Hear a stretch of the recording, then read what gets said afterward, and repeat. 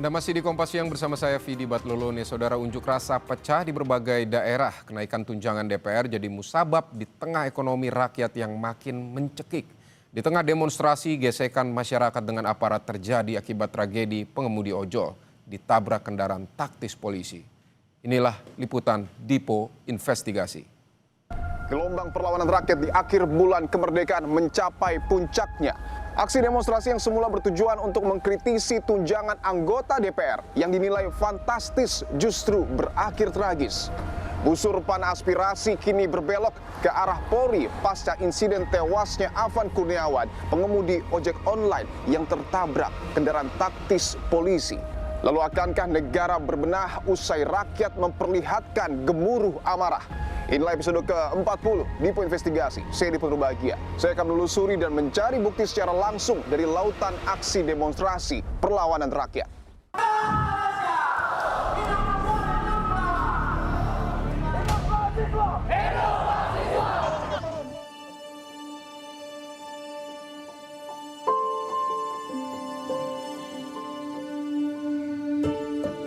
Sangat luar biasa gitu. Ini merasa sedih, merasa terharu ya.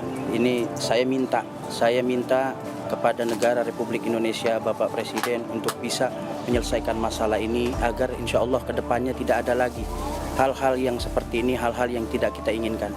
Saya merasa kehilangan anak saya. Sosok Afan itu orangnya penyayang, baik sama orang tua. Dia tulang punggung juga sama saya.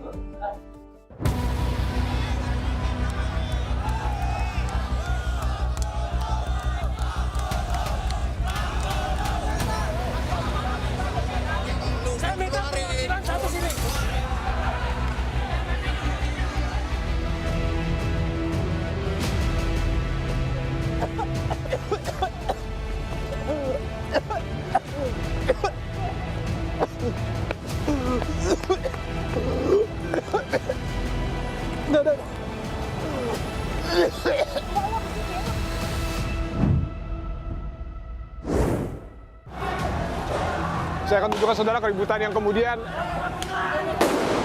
pecah setelah polisi melepaskan tembakan gas air mata, saudara.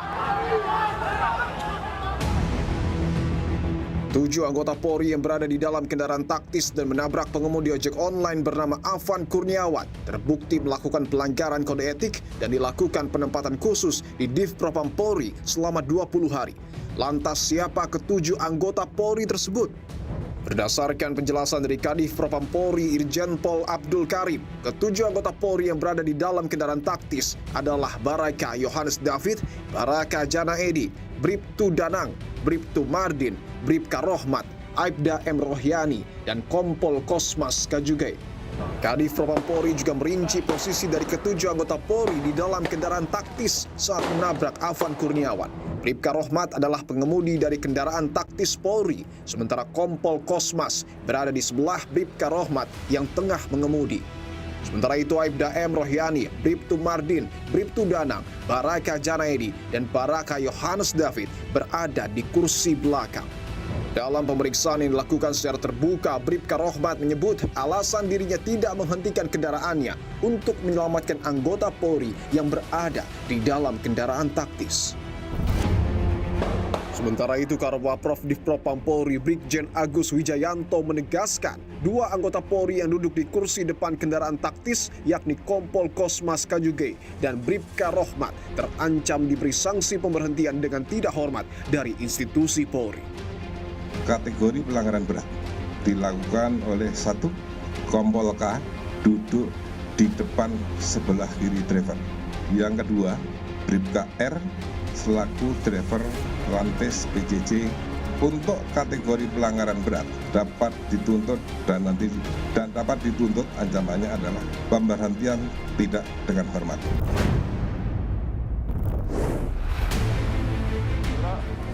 Saya gambarkan bahwa ini adalah situasi di kediaman dari almarhum Afan Kurniawan. Bisa dilihat Ketua DPR Puan Maharani bersama dengan Gubernur DKI Jakarta akan mendatangi rumah duka.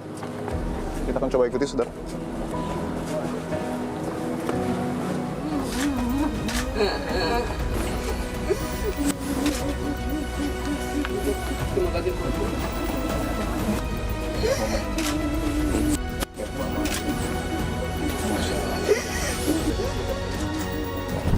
saya menerima laporan dari para ketua umum partai politik bahwa mereka telah mengambil langkah tegas terhadap anggota DPR masing-masing terhitung sejak hari Senin 1 September 2025, yaitu terhadap anggota DPR masing-masing yang telah mungkin menyampaikan pernyataan-pernyataan yang keliru.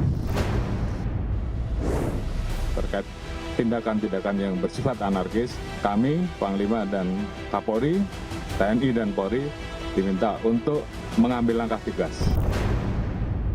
Saya sudah bersama dengan Koordinator Kontras, Mas Dimas Bagus Arya. Mas Dimas, terima kasih untuk waktunya, Mas. Ya, Mas Dipo, terima kasih. Mas, bahwa kita tahu dalam seminggu terakhir, di akhir bulan kemerdekaan, begitu banyak aksi demonstrasi yang kemudian dilakukan oleh rakyat, mulai dari depan gedung parlemen hingga bahkan menyusur ke gedung-gedung aparat kita. Apa yang Kontras maknai terkait dengan hal ini?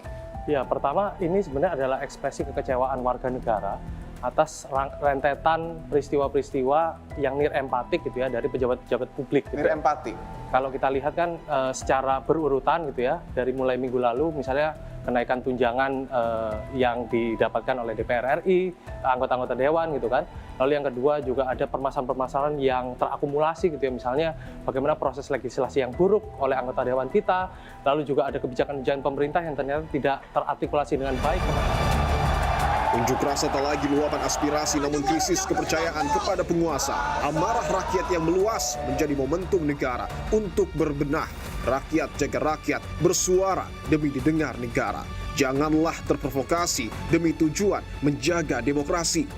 Saya Dipon Robahagia. Sampai jumpa minggu depan.